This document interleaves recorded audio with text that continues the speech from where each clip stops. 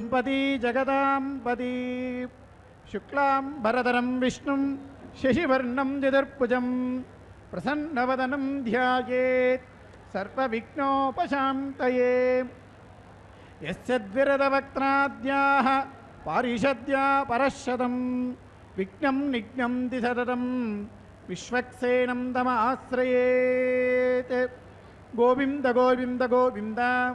అస్య శ్రీభగవతో మహాపురుషస్య విష్ణోరాజ్ఞయా ప్రవర్తమానస్య అద్య బ్రహ్మణः ద్వితీయవరార్తే శ్రీ శ్వేతవరాహకల్పే వైవస్వతమన్వంతరే అష్టావింశతమే కలియుగే ప్రథమపాదే జంబూద్వీపే పార్థవర్షే భరతఖండే చకాబ్దే మేరోర్దక్షిణదిగ్భాగే కృష్ణాకావేర్యోర్మధ్యదేశే ఆదివరాహక్షేత్రే సువర్ణముఖరీ ఉత్తరదిగ్భాగే పద్మసరోవరీ తీర్థసమీపే శుకపుర్యగ్రహారే అస్మిన్ వర్తమానే వ్యావహారికచాంద్రమాణేన ప్రభవాది షష్ఠిశ్రీ విజయాభ్యుదయనామ సంవత్సరానామధ్యే మంగళకరశుభకృతనామ సంవత్సరే ఉత్తరాయణే హేమంతరుతో మాఘమాసే శుక్లపక్షే చతుర్దశ్యాం శుభదితౌ వాసరः స్థిరవాసరయుక్తాయాం పునర్వసు నక్షత్రయుక్తాయాం శ్రీవిష్ణుయోగ శ్రీవిష్ణుకరణ శుభయోగ శుభకరణ ఏవం గుణవిశేషణ విశిష్టాయాం అస్యాం శుభదితౌ అస్య యజమానస్య గోత్రోద్భవస్య. మీ యొక్క గోత్రము, పేరు, మీ భార్య పేరు, పిల్లల పేర్లంతా కూడా స్మరణ చేసుకోండి. உங்களோட கோத்திரம், நட்சத்திரம், ராசி, பேர், உங்கள் ஆத்துக்காரி பேர், பசங்க பேர் எல்லாம் கூட ஒரு வாட்டி ஸ்மரணம் பண்ணிக்கோங்க. आपका गोत्र नाम स्मरण कीजिए. ममा बोलिए, ममा చెప్పండి అందరూ. मम क्षेमस्थैर्य धैर्य वीर्य विजय अभय आयुः आरोग्य ऐश्वर्य अभिवृद्ध्यर्थं धर्म अर्थ काम मोक्ष चतुर्विध फल पुरुषार्थ सिद्ध्यर्थं. విశేషతః మీరు ఏ కోరికతో అమ్మవారికి ఈ యొక్క కళ్యాణోత్సవాన్ని నిర్వర్తించదలుచుకున్నారో ఆ కోరికను ఒకసారి మనసారా సంకల్పించుకోండి, భగవంతునికి విన్నవించుకోండి. இதனால நீங்கள் இந்த கல்யாணோற்சவம் பண்ணிட்டுருக்கீங்களோ அந்த संकल्पத்தை ஒரு வாட்டி தாயாருக்கு விண்ணப்பிச்சுக்கோங்க. इस कामना के लिए आप जो कुछ कल्याणोत्सव कर रही है उस मनकामना एक बार स्मरण कीजिए. यजमानस्य मनोभीष्टबलसिद्ध्यर्थं महालक्ष्म्याः परिपूर्णकृपाकटाक्षसिद्ध्यर्थं सकलकल्याणसमृद्ध्यर्थं श्री अलर्मेल मंगा समेत श्रीनिवास नित्य कल्याण महोत्सवं आकरिष्ये आचार्यानेन सहायेन करिष्ये. అందరూ భగవద్ధ్యానం చేసుకోండి. గోవిందా గో. ఒక గంట సేపు అమ్మవారి యొక్క కైంకర్యం నిర్వర్తించబడుతుంది. మీరందరూ భక్తి శ్రద్ధలతో లౌకికమైనటువంటి విషయాలను పక్కన ఉంచి భగవద్ధ్యానంతో ఈ యొక్క కైంకర్యాన్ని వీక్షించాల్సిందిగా కోరుతున్నాం. నమో వెంకటేశాయ. భగవతో ఓం శ్రీ మహాలక్ష్మీ నమః. నమస్తేస్తు మహామాయే శ్రీపீఠே சுரபூஜிதே சங்கு சக்கர கதாஹஸ்தே மகாலட்சுமி நமோஸ்துதே என்று அந்த தாயாரை செவித்துக்கொண்டு இதோ திருச்சானூர் கோவில் ராஜகோபுரத்தை செவித்துக் கொண்டிருக்கிறோம். கல்யாண உற்சவத்திற்காக பக்தர்களை வரவேற்பது நேரடி ஒளிபரப்பில் திருமதி ஏ அருணா. இதோ தாயாரை செவிக்கலாம். தை மாதம் 21வது நாள், புனர்வசு நட்சத்திரம் சனிக்கிழமையுடன் கூடிய இந்த நன்னாளிலே சதுர்தசி ஆக இந்த தாயாரை செவித்துக் கொண்டிருக்கிறோம். கல்யாண உற்சவத்திலே தாயாருக்காக ஸ்ரீனிவாசன் இங்கே காத்து கொண்டிருக்கிறார் திரு கல்யாண மகோத்சவத்தை நிர்வகிப்பதற்காக. முதலில் அர்ச்சக சுவாமி சங்கல்ப மந்திரங்களை கூறினார். அதைத் தொடர்ந்து இப்பொழுது தாயாருடைய திருக்கல்யாண மகோத்சவத்திலே நாம் காண இருப்பது இதோ விஸ்வக்சேன ஆராதனை சுத்தி புண்ணியாவாசனம். அந்த தாயாருக்கு அந்த எந்த கைங்கரியங்கள் செய்தாலும் தடைகள் வராமல் காப்பதற்கு விஸ்வக்சேன ஆராதனை முதலில் செய்ய வேண்டும். அதைத் தொடர்ந்து மற்ற கைங்கரியங்கள். மந்திரமூர்த்தே சதாதேவி என்று திருமகளை போற்றுகிறது மகாலட்சுமி அஷ்டகமானது. மந்திரங்களில் சூக்ஷ்ம ரூபிணியாக திகழும் அவளை யந்திர ஸ்வரூபிணியாக ஆராதிக்கும் பொழுது செல்வ வளம் சேரும். யந்திரத்துடன் மந்திர ரூபிணியாய் மகாலட்சுமி நமக்கு கொலுவீற்றிருக்கிறாள் பத்மாவதி தாயாராக. ஆக அவளை நாம் சேவித்தோமானால் அனைத்து விதமான சம்பத்துக்களும் நமக்கு கிடைக்கும். அப்படியே இவள் அஷ்டலக்ஷ்மியாக அருளிச் செய்து பக்தர்களை அருள் பாலிக்கிறாள். தனலக்ஷ்மி, தானியலக்ஷ்மி, தைரியலக்ஷ்மி, விஜயலக்ஷ்மி, வித்யாலக்ஷ்மி, சந்தானலக்ஷ்மி, சௌபாகியலக்ஷ்மி என்று. அதேபோல் திருமலைக்கு வரும் பக்தர்கள் முதலில் தாயாரை செவித்த பிறகே பெருமாளை செவிக்க வேண்டும் என்ற ஒரு வைஷ்ணவ மரபு. அடியவர்கள் அழைத்ததும் உடனே அருளும் திருமாலை விடவும் வேகமாக பக்தர்களை காப்பவள் தாயார் என்பதை விளக்கும் விதமாக எப்பொழுதும் கூட திருமாலுடன் இணைந்தே கருட வாகனத்தில் செல்லும் தாயார். தனியே கருட வாகனத்தில் எழுந்தருளி விரைந்து செல்லும் திருக்காட்சி வாகன சேவையிலே நாம் காண்கிறோம். அதேபோல் வைகுந்தத்திலிருந்து அந்த தாயாரையும் பெருமாளையும் பூவுலகிற்கு அழைத்து வந்தவன்தான் பெரிய திருவடி என்னும் கருட பகவான். அப்படி அந்த நித்தியசூரிகளால் சேவிக்கப்படும் கைங்கரியங்கள் ஏற்றுக்கொள்ளப்பட்டிருக்கும் இந்த தாயாருடைய திருக்கல்யாண மகோத்சவத்திலே இதோ முதலில் விஸ்வக்சேன் ஆராதனை சுத்தி புண்ணியவாசனம், அதைத் தொடர்ந்து மந்திரங்கள், வேத மந்திரங்கள், மங்கள வாத்தியங்களுடன் ஆரம்பமாகிறது திருக்கல்யாண மகோத்சவம். இதோ தாயாரை செவித்து கொண்டிருக்கிறோம். சங்கு சக்கர கதாதாரியாய் நமக்கு அருளாட்சி செய்து கொண்டிருக்கிறாள். இன்று சனிக்கிழமை மிகவும் விசேஷமான நன்னாளிலே புனர்வசு நட்சத்திரம் என்கின்ற அந்த ராமபிரானுடைய நட்சத்திரத்திலே இன்றைய கல்யாண மகோத்சவம் நடைபெற்று கொண்டிருக்கிறது. அதேபோல் அந்த ராமபிரானுடைய சதி, அதாவது பத்னி சீதா பிராட்டியை சற்று நினைவு கூர்ந்து இந்த திருக்கல்யாண மகோத்சவத்திலே நாம் சேவிக்க இருக்கிறோம். ஓம் ஸ்ரீ மகாலட்சுமி நமஹா என்று தாயாரை சேவித்து கொள்ளலாம். வேத மந்திரங்களை கேட்கலாம். ஓம் ஸ்ரீ மகாலட்சுமி நமஹா. அஷ்டலக்ஷ்மி, ஆதிலக்ஷ்மி, தைரியலக்ஷ்மி, விஜயலக்ஷ்மி, வித்யாலக்ஷ்மி என்று இப்படியாக ஒவ்வொரு லக்ஷ்மிக்கும் ஒவ்வொரு விதமாக அருளிச் செய்பவள் இந்த தாயார். இதோ இங்கே கஜலக்ஷ்மியாக திருச்சானூரிலே கொலுவீற்றிருக்கிறாள். அதாவது கஜங்கள் அந்த தாயாரை சேவித்து கொண்டிருக்கும் அந்த காட்சியை நாம் சேவித்து கொண்டிருக்கிறோம். அப்படியே தங்க சிம்ஹாசனத்திலே கொலுவீற்றிருக்கும் இந்த மகாலட்சுமி என்கின்ற பத்மாவதி தாயாருடைய திருக்கல்யாண மகோத்சவத்திலே இதோ அர்ச்சக சுவாமி விஸ்வக்சேன் ஆராதனை சுத்தி புண்ணியாவஜனத்தை செய்து கொண்டிருக்கிறார். நாமும் சேவிக்கலாம். அந்த அகிலாண்ட கோட்டி பிரம்மாண்ட நாயகனுடைய அனபாயினி என்று கூறப்படும் மகாலட்சுமி தாயார் இங்கே பத்மாவதியாக கொலுவீற்றிருக்கிறாள். அவளை செவிக்கலாம். அவளுடைய அனுகிரகத்தை சதா சர்வ காலமும் பெறலாம். லக்ஷ்மி ரமண கோவிந்தா கோவிந்தா என்று அவளை நாம் சேவிப்போம். திக்கற்றவர்களுக்கு தெய்வமே துணை என்பார்கள். எங்கிருந்தாலும் அந்த காத்தருள்பவள் அந்த தாயாரானவள்.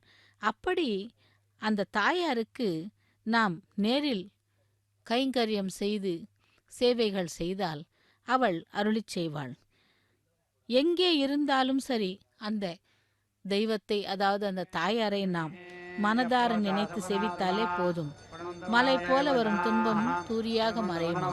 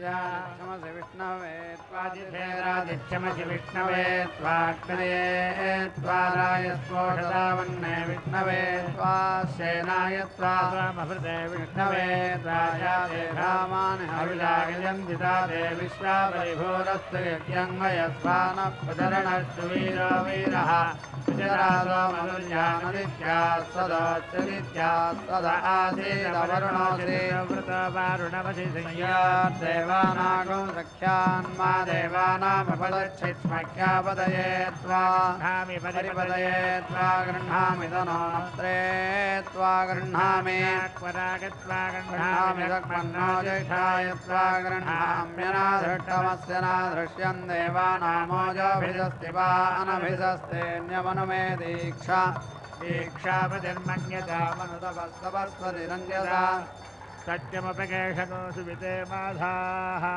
अतो सुरगोऽसुस्ते देवसोमाप्यागतामिन्द्राजैकधनविधा आदुभ्यमिन्द्राप्यायतामात्ममिन्द्राय प्यायस्वाप्याय सखेन्द्रन्या मेधया स्वस्तिरे देवतामसुत्यामसि येषाराय प्रेषे भगाय त्वमुदवादिभ्यो नमः पृथिव्या अग्ने व्रतपते त्वं व्रतानां व्रतपतिरसि एषा सा त्वयि यातवतनोर्यगं सामयि सहनो व्रतपते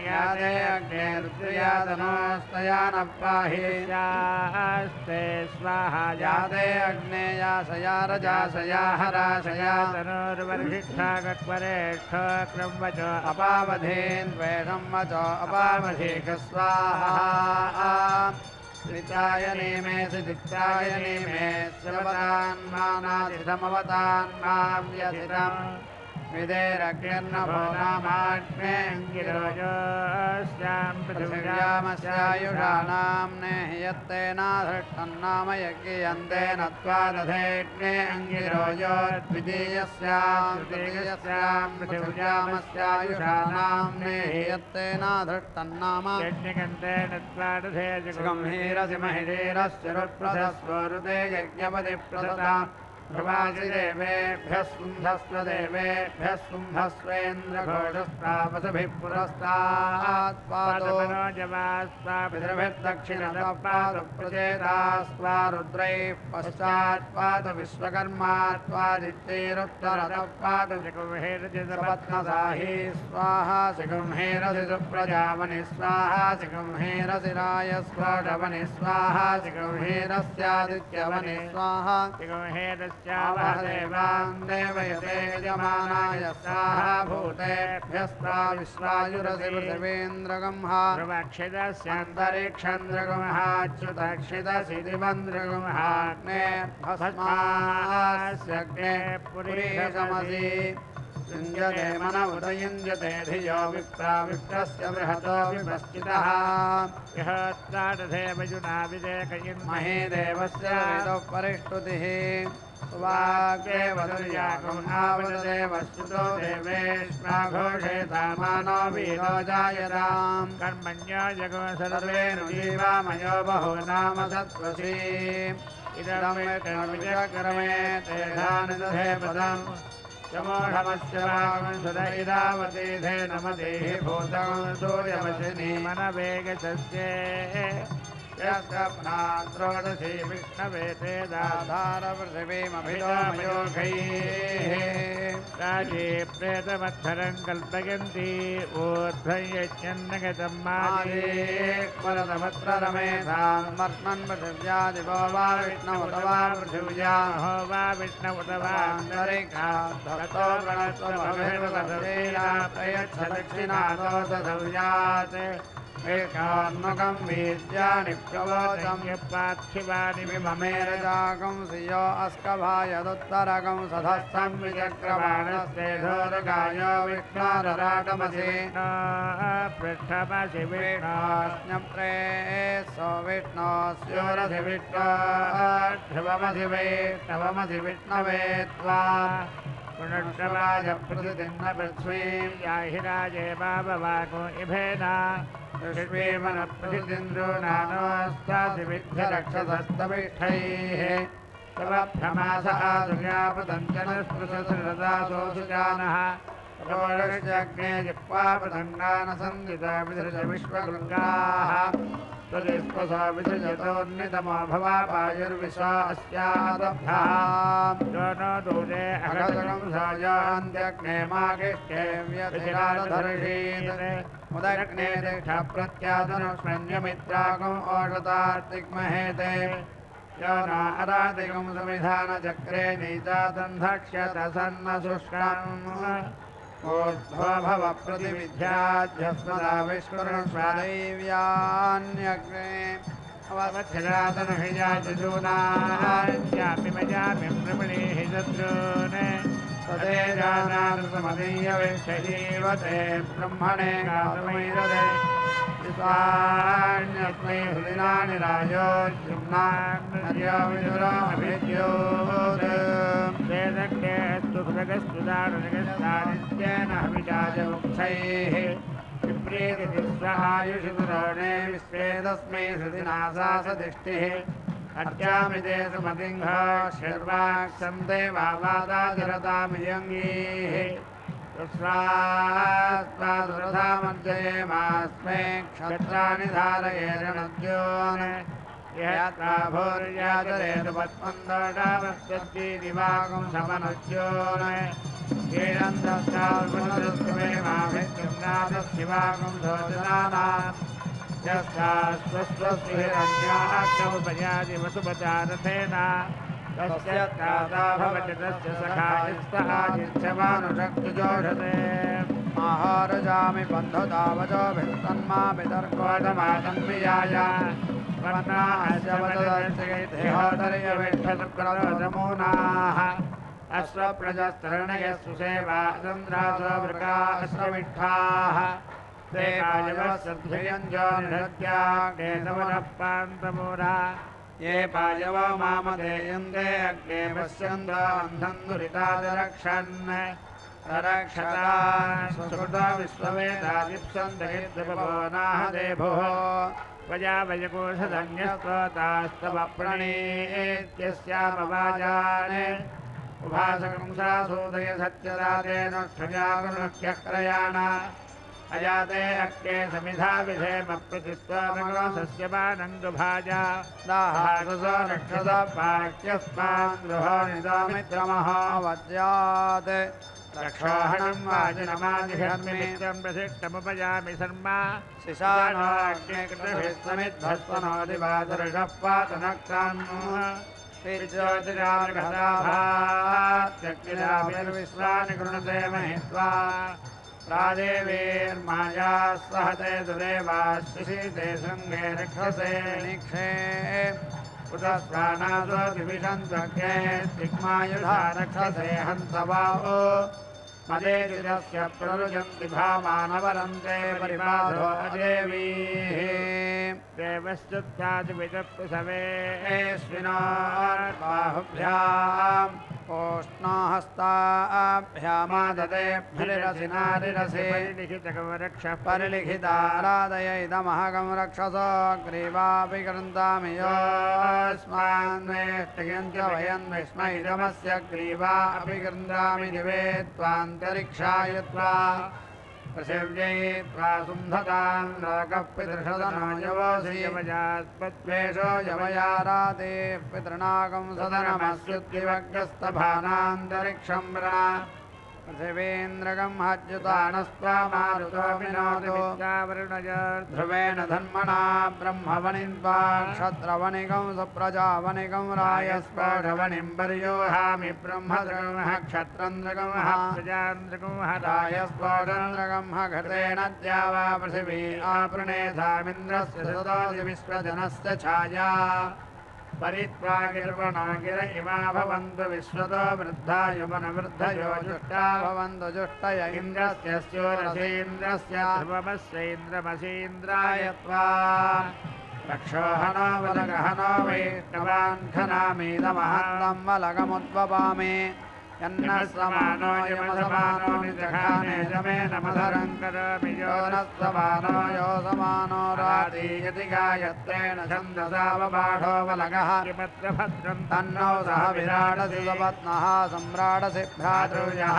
स्वराडस्यभिमातिः विश्वादाडसि विश्वासान्नाक्ष्वानागं हन्ता यक्षोहनो वलगहनः प्रोक्षामि वैष्णवान् यक्षोहनो वलगहनो वनयामि वैष्णवान् यवयास्मद्वेदो यवयाराति रक्षोहनो वलगहनो वस्त्रामि वैष्णवान् रक्षोहनो वलगहनो विजुहोमि वैष्णवान् रक्षोहनो वलगहनावपदधामि वैष्णवी रक्षोहनो वलगहनो पर्यूहामि वैष्णवी रक्षोहनो वलगहनो परिस्पृणामि वैष्णवी रक्षोहनो वलगहनो वैष्णवी बृहन्नसि वा बृहति विन्द्राय वाचं वदा विभोरसि प्रवाहनो वह्निरसि व्यवाहनस्वात्रोऽसि प्रदेदास्तुथोऽसि विश्ववेदा उशिगसि कविरङ्घारिरसि ब्रह्मारिरवस्युरसि ध्योरसि मार्जालीयः सम्राडसि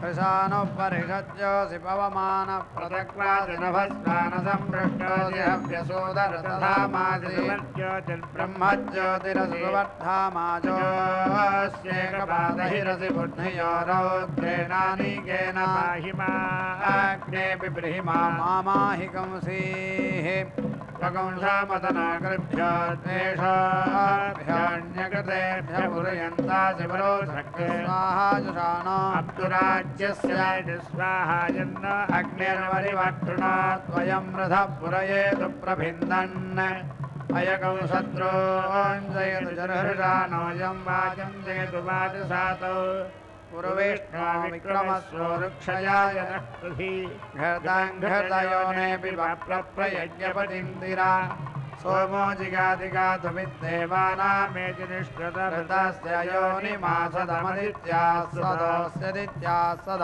आसीदैषवो देवसविदस्वामस्तकं रक्षध्वं मा बोधभते तत्त्वकं देवो देवानुपागा इदमहं मनुष्यान् सह प्रजया सह रायस्कोशेन नमो देवेभ्यः सुधा पितृभ्य इदमहन्निर्वरुणस्य पासा स्वरभिविख्येषं वैश्वानरञ्ज्योतिरग्ने व्रतपदे त्वं व्रतानां व्रतपतिरसि मम तनो त्वय्यभूति यगोसामयि यातपतनोन्मय्यभूतेषा सा त्वयि यथा यथं नो व्रतपदे व्रतिनार्व्रतानि अत्यन्यानगान्नान्यानुपागामर्वाक्त्वापरैरभिदं मरोपरैस्तन्त्वाजुषे वैष्णवं देवयज्ञायै देवस्त्वादुवितामध्वानक्वोषधेत्रायस्वैनग्यस्वधि देवैनगंहिकंसेत् दिवमग्रेणालेखिरन्तरिक्षं मध्ये नमाहिकंसे पृथिव्या सम्भव वनस्पते सवलसो विरोहात्रवरसा विवलगोरुहेमयन्द्रायज्ञस्वधिस्तेति जानप्रणिनाय महते सौभगाय छिन्नोराय सुवीरः दिव्यै त्वान्तरिक्षाय त्वादिवे त्वासुन्धतान् लोकप्यतुसदनो यवोऽसि यवयास्मद्वेषो यवया राते पितॄणागं सदनमधिस्वामेशोऽस्यग्रेगानेन्द्रां वनस्पतिरधित्वास्थास्तिर्यस्य वित्तात् देवस्वारवितामध्वानक्तु सुपिप्पलाभ्यस्तौषधीभ्य बुद्धिवग्रस्तभानान्तरिक्षं प्रणपृथिवीमुपरेण दृगुहते ते धामान्यस्मसि गमध्ये गावो यत्र भूरिशृङ्गा अजासः तत्राहतरुगायस्य विष्णो परमं पदमवभाति भूरेः विष्णात्कर्माणि पश्यति यतो व्रतानि वस्पसे इन्द्रस्य युज्यस्य खा तद्विष्णो परमं पदकं सदा पश्यन्ति सूरयः दिवीव चक्षुरा तदम् ब्रह्मवनिन्द्वा क्षत्रवनिगौ सुप्रजावनिगौ रायस्वरवनिं वर्योहामि ब्रह्मदृगमः क्षत्रं दृगमः प्रजान् दृगमः रायस्पोषं दृगमः परिवीरसि परित्वा दैवीर्विशोऽव्ययन्तां परिमगौ रायस्पोषो यजमानं मनुष्या अन्तरिक्षस्य त्रासानामवगूहामि विषेत्वपवीरस्युपदेवान् देवीर्विषप्रागुरुवह्निरुषिजो बृहस्पते धारयावसूनि अव्याते त्वदन्तान् देवत्वक्षर्वसुरन्वदेवतीरमध्वमग्रे जनित्रमसि वृषणौ सौर्वस्य स्यायुरसि पुरोरवाघृतेनाग्रे विषणसाथाङ्गायत्रं छन्दो न प्रजायस्वत्रैष्टुभञ्जागतं छन्दो न प्रजायस्व भवदन्नस्य मनसो समूकसावरेपसौ मा यज्ञगौहिगौशिष्टं मा यज्ञपतिञ्जातवेदसौ शिवो भवतमज्जनः अग्नावग्निश्चरति प्रविष्टऋषीणां पुत्रो अधिराजयेषः स्वाहाकृत्य ब्रह्मणा देजुहोमिमादेवानां मिथुजागर्भागधेयम्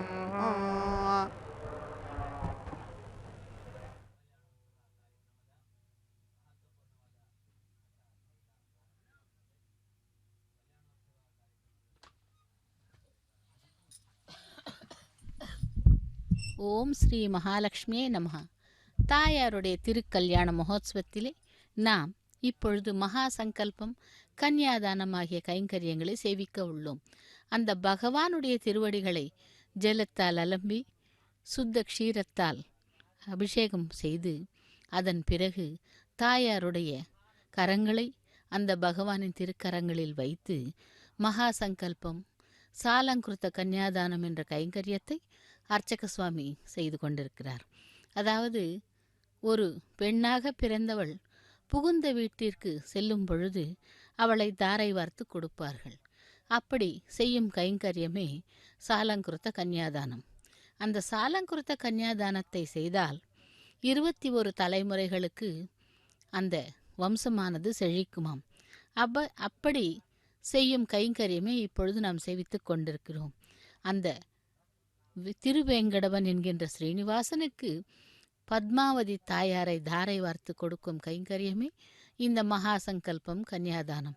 இப்படி 7 தலைமுறைகளுக்குமான பிரவரைகளை கூறி அந்த மகா சங்கல்பம் கன்னியாதானத்தை அர்ச்சக சுவாமி மந்திரங்களால் செய்து கொண்டிருக்கிறார். அப்படி அந்த தாயாரை நாம் செவிக்கலாம். திருச்சானூரிலே கொலுவீற்றிருக்கும் அந்த பத்மாவதி தாயார் இதோ நமக்காக சிறப்பு அலங்காரத்திலே தங்க சிம்ஹாசனத்திலே கொலுவீற்றிருந்து பக்தர்களை அருள் பாலித்து கொண்டிருக்கிறாள். இந்த தை மாதத்திலே, தெலுங்கிலே மாக மாதம் என்றும் இந்த சிறப்பான மாதத்திலே அனைத்து கைங்கரியங்களும் பகவானுக்காகட்டும் தாயாருக்காகட்டும் சேவிக்கும் பாக்கியத்தை, அந்த கைங்கரியங்களை சேவித்தாலே பொழுதும் நம்முடைய பிரச்சனைகள், அதாவது கவலைகள் எல்லாமே தீரும். அப்படி இதோ அந்த தேங்காயின் மீது பாலை ஊற்றி கன்னியாதானம், சாலங்கிருத்த கன்னியாதானம் செய்கிறார்கள். இதைத்தான் இப்பொழுது மகா சங்கல்பம் கன்னியாதானம் என்று கூறுகிறார்கள். அந்த பெண்ணை தாரை வார்த்து கொடுக்கும் கைங்கரியம். இப்படி தேவர்களுடைய திருமணத்திலாகட்டும் மானிடர்களின் திருமணத்திலாகட்டும் இது போன்ற கைங்கரியங்கள் செய்தால் அந்த வம்சமே தழைக்கும் 21 தலைமுறைகளுக்கு என்று கூறப்படுகிறது. அந்த கைங்கரியத்தை தான் இப்பொழுது நாம் சேவித்து கொண்டிருக்கிறோம். ஸ்ரீனிவாசனுக்காக அந்த பத்மாவதி தாயார் பத்ம சரோவரத்திலே எழுந்தருளினாள். அதேபோல் அந்த பத்மாவதியை, அதாவது மகாலட்சுமி தாயாரை திரும்பவும் பெறுவதற்காக 12 ஆண்டுகள் ஸ்வர்ண புஷ்பங்களால் தவமிருந்து அந்த தாயாரை திரும்பவும் பெறுகிறார் இந்த ஸ்ரீனிவாசன். இப்படியாக பத்மாவதி ஸ்ரீனிவாசனுடைய திருக்கல்யாண மகோத்சவத்தை நாம் இப்பொழுது நேரடி ஒளிபரப்பில் திருச்சானூரிலிருந்து சேவித்துக் கொண்டிருக்கிறோம். அந்த வேத மந்திரங்களை கேட்கலாம். ஓம் ஸ்ரீ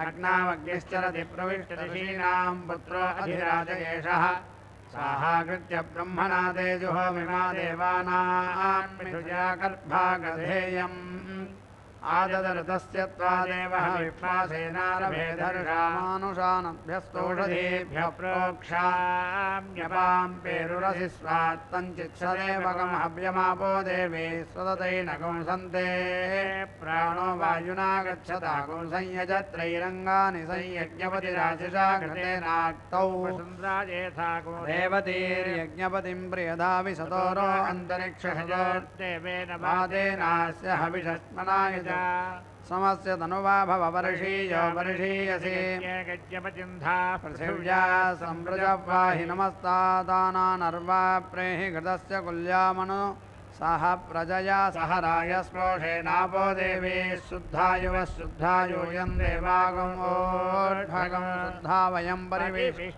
परिवेष्टारो भूयास्मा वाक्त आप्यायतां प्राणस्थ आप्यायतां चक्षुस्थ आप्यायतां श्रोत्रन्त आप्यायतां या देः प्राणान् क्षुज्यकामया चक्षुर्या श्रोत्रं यत्ते क्रूरं यदा स्थिरं दत्त आप्यायतां तत्त एतेन शुन्धतां नाभिस्थ आप्यायतां वायुस्थ आप्यायतागुं शुद्धाश्चरित्राः समद्भ्यः समोषधीभ्यः पृथिव्यै समहो भ्यामोषधे प्रायस्वेनग्रस्वधिते मैनकं हिगं श्रीरक्षसा भागो सीदमहगं रक्षोधमन्तमोनयामि योऽस्मान्वेष्ट्यं च वयं विस्मयिदमेनमधमन्तमो नयामि चेत्त्वा घृतेन द्यावा पृथिवी प्रोन्मथामच्छिन्नो रायस्सु वीर उर्वन्तरिक्षमन्विः वायोभिः स्तोकानागस्वाहो ध्वनभसं मारुतं गच्छतम् तन्ते मनसा मनस्सं प्राणेन प्राणो जुष्टं देवेभ्यो हव्यं हतवत्स्वाहैन्द्र प्राणो अङ्गे अङ्गे निरेन्द्रोपानो अङ्गे अङ्गे विवो भुवत्येव त्वष्टभूरिते सकं समेतु विशुरूपायत् सलक्ष्मानो भवथ देवत्रायन्तमवसे सखायोनुत्वा माता पितरो मदन्तो श्रीरस्य अग्निस्त्वा श्रीनात्वा वस्समरिणन्वादस्य त्वाध्रज्ये ओष्णोरगृह्या अपामोषधीना गोरोहित्यै घृतं घृतपावानपिबतान्तरिक्षस्य हविरसि स्वाहात्वान्तरिक्षाय दिश प्रदिश आदिशो विदिश उद्दिश स्वाहा दिग्भ्यो नमो दिग्भ्यः समुद्रं गच्छ स्वाहा अन्तरिक्षं गच्छ स्वाहा देवगं सवितारं गच्छ स्वाहा होरात्रे गच्छ स्वाहा मित्रावरुणो गच्छ स्वाहा सोमं गच्छ स्वाहा यज्ञं गच्छ स्वाहा छन्दागुंसि गच्छ स्वाहा द्यावा पृथिवी गच्छ स्वाहा नभो दिव्यं गच्छ स्वाहा अग्निं मयि स्वानरं गच्छ स्वाहा ह्यस्तौषधीभ्यो नो मे हार्दियच्छतनोऽन्वचं पुत्रं सुरचितमभिशोचयोऽस्मान्वेष्टयं च वयं विष्णो धाम्नो धाम्नो राजन्नितो वरुणनो मुञ्चगदापो अग्निजा वरुणेति शपामहे ततो वरुणनो मुञ्चाम् हविष्मतीरिमा आपो हविष्मान् देवो अध्वरो हविष्मागुम् आविवासति हविष्मागुम् अस्तु सूर्यः अग्नेर्वोपन्नगृहस्य हतसि साधयामि सुम्नाय सुम्निने सुम्ने माधत्येन्द्राग्नियोर्भागधेये स्थावृणयोर्भागधेये विश्वेशान् देवानां भागधेये स यज्ञे जागृता हृदे त्वा मनसे त्वा दिवे त्वा सूर्याय त्वोर्ध्वमिमध्वरं कृधि दिवि देवेषु होत्रायच्छामराजन्येक्यवरो हमाभेर्मा संविक्था त्वाहिकं शिरं प्रजास्त्वमुपावरोह प्रजास्त्वामुपावरोहन्तु शृणात्वग्निः समिधा हवं मे शृण्वन्तापोधिषणाश्च देवीः शृणोदग्रावाणो विदुषो नु यज्ञगं शृणोतु देवस्य पिता हवं मे देवीरापो अपान्नपाज्य ऊर्मिर्हविष्य इन्द्रियावान् मदिन्द्रमस्तं देवेभ्यो देवत्रा दत्ता शुक्रपेभ्यो जेषां भागस्य स्वाहा कार्षिरस्य पापामृतगो समुद्रस्य वोक्षित्या उन्नये यमग्ने प्रसुमत्यमावो वाजेषु यञ्जुनाः शयन्ता सरस्वतीरिषः त्वमग्ने रुद्रासुरो महादिवस्त्रगमसद्धो मारुतं रक्षयीसुरे संवादैररुणैर्याजसंहयस्वम्भूषाविधरप्राधिनुत्मना आवो राजानमध्वरस्य रुद्रकं होतारकं सत्यजकं रोदस्योः अग्निं पुरातनयत्नो रचिताद्धिरण्यरूपमवसे कृणुध्वम् अग्निर्होतानिषसादायुधीयानुपस्थे मातुस्वरभावुलोके शिवागमिपुरुनिष्ठा वा धत्ता कृष्णीनामृतमध्ययुद्धाम् सार्ध्वीमकर्त्येव वीतिन्नो अद्य यज्ञस्य जिह्वामविरामगुह्याम् सायुरागात् सुरभिर्वसानो भद्रामकर्देवहूतिन्नो अद्य अक्रन्ददग्निस्तनयन्निवद्योः क्षमादेरिहद्विरुधः समञ्जन् सद्यो जज्ञानो विहिमिद्धो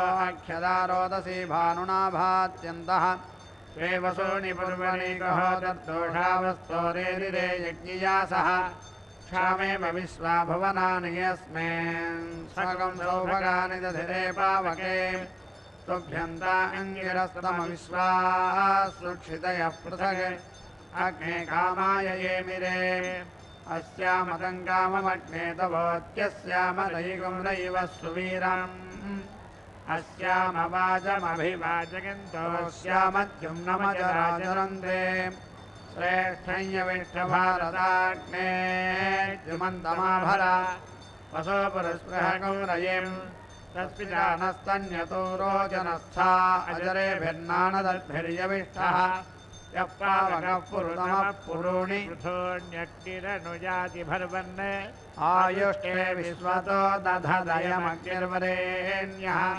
पुनस्ते प्राणायति परायक्ष्मकं सुवामिते आयुर्दा अग्ने हविरोजुषानो घटप्रतीको घटजाडिरेधि घृतं पीत्वा मधुचारुगव्यं पितेव पुत्रमभिरक्षतादिमम् तस्मै ते प्रतिहर्यते जातवेदो विचर्षणे अग्ने जनामि सुष्टुतिं दिवस्परिप्रथमञ्जज्ञे अग्निरस्मद्वितीयं परिजातवेदाः तृतीयमप्सुर्णा अजस्रविन्धानयेनञ्जरते स्वाधीः शुचिः पावकवन्द्योऽग्ने बृहद्विरोचसे वङ्घृतेभिराहुतः दशानो रुक्मौर्व्याप्यद्यो दुर्मर्षमायुश्रिये रुचानः अग्निरमृत अभवद्वयोभिर्यते नन्द्यो रजनयत्सुरेताः आयदिशे नृपतिन्दे च आनच्छुतिरेतो निषिक्यन्द्यौरभीके अग्निश्रद्धमनवद्यं युवानग्रस्वाधियञ्जनयत्सूदयच्च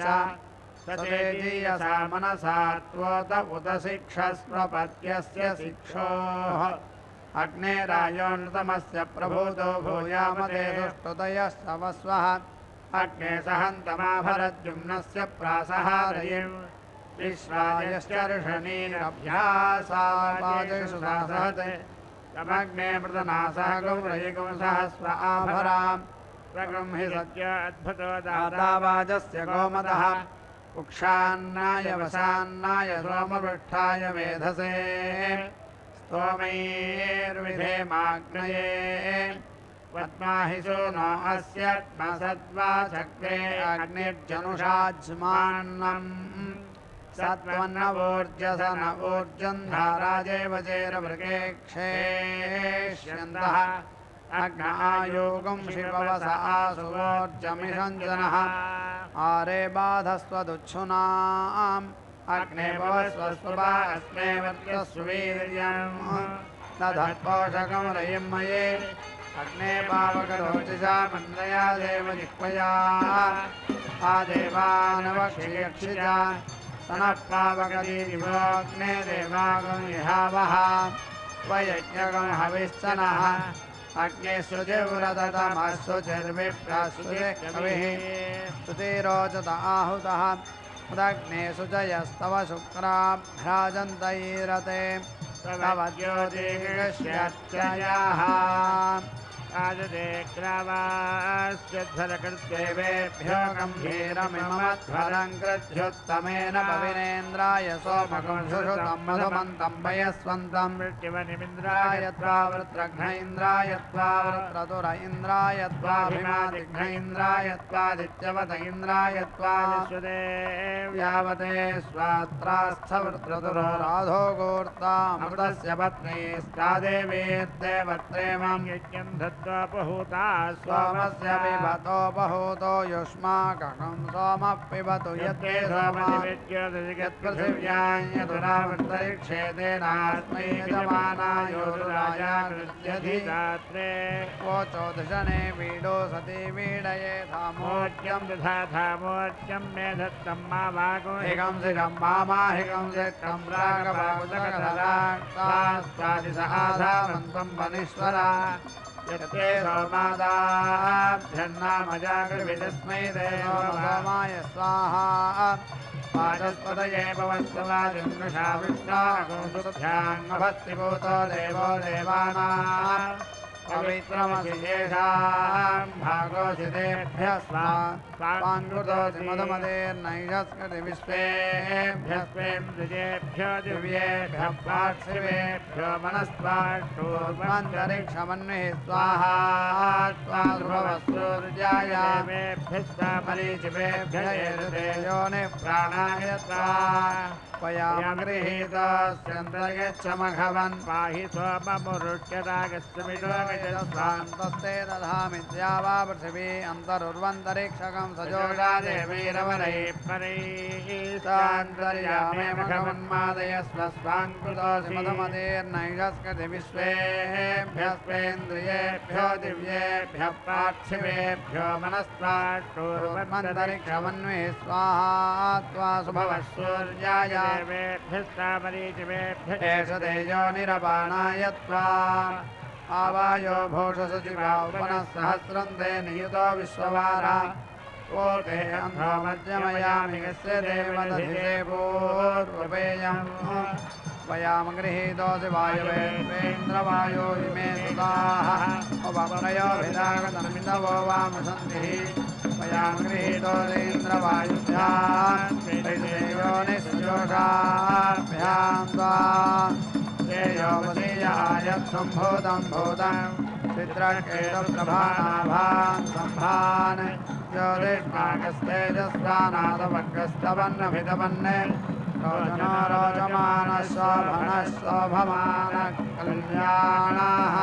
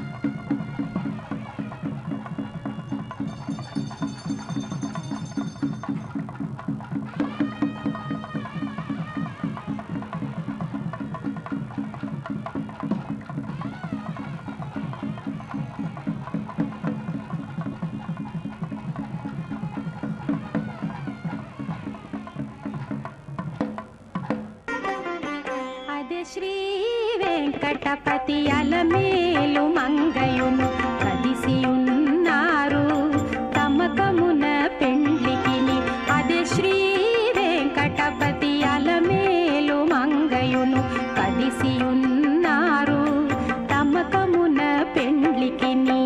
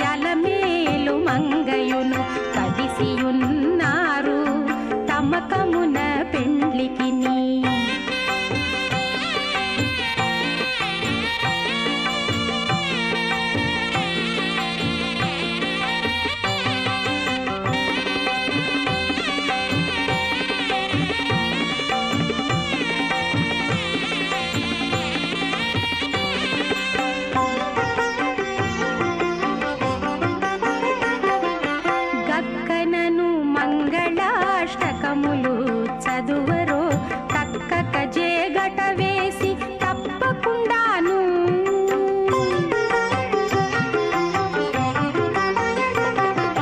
గక్కనను మంగళాష్టకములు చదువరో తక్కక జేగట వేసి తప్పకుండాను నిక్కి నిక్కి చూచేరదే నెరితెర తీయరో నిక్కి నిక్కి చూచేరదే నెరితెర తీయరో ఒక్కటైరి కొంగు ముళ్ళు ఒనరగవేయరో అదే శ్రీ వెంకటపతి అలమేలు మంగయును కదిసియున్నారు తమకమున పెండ్లికిని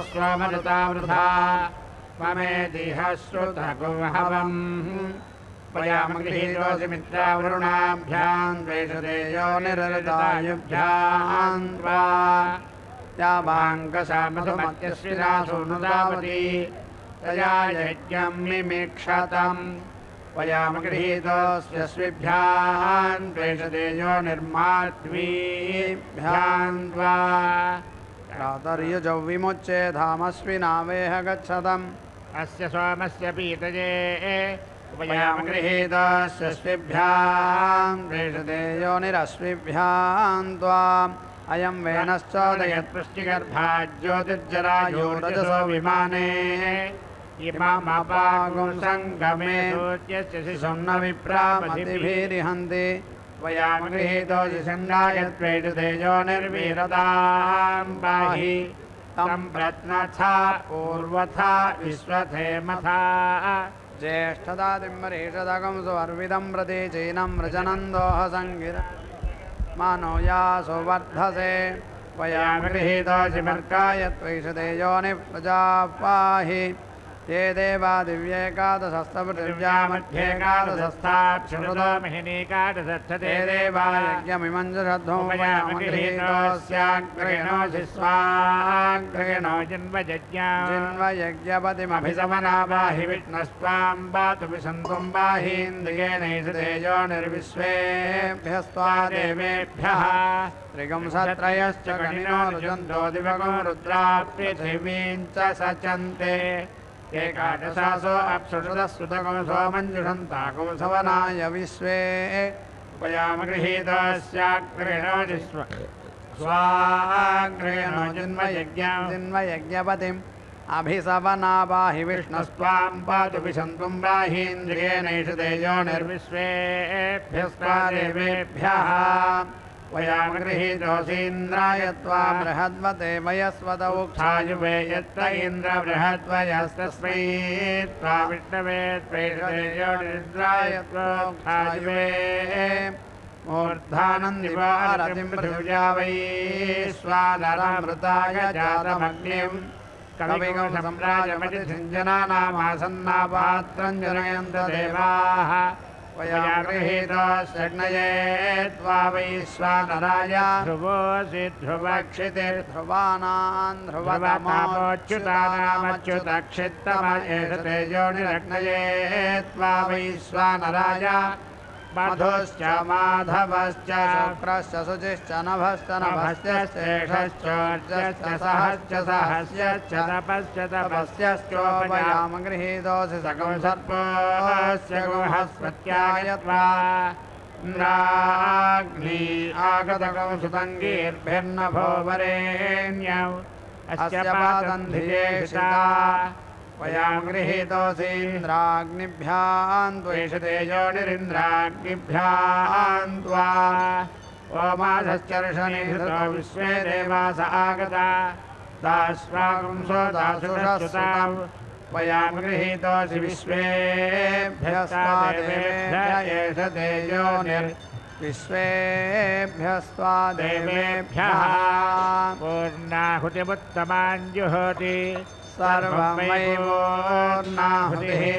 सर्वमेवाप्नोति अथो इयं वै पूर्णाहुतिः अस्यामेव प्रतिष्ठति आराधनाय विद्महे वासुदेवाय धीमहि तन्नो विष्णुः प्रचोदयात् स्वाहा महादेव्यै च विद्महे विष्णुपत्न्यै धीमहि तन्नो लक्ष्मीः प्रचोदयात् स्वाहा।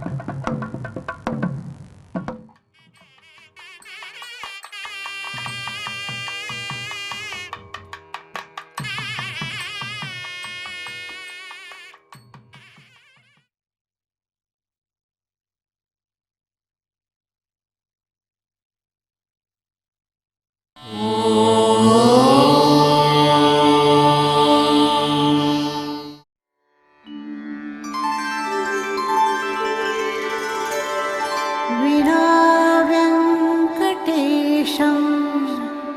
ननाथो ननाथः सदा वेङ्कटेशं स्मरामि स्मरामि हरे वेङ्कटेश प्रसीद प्रसीद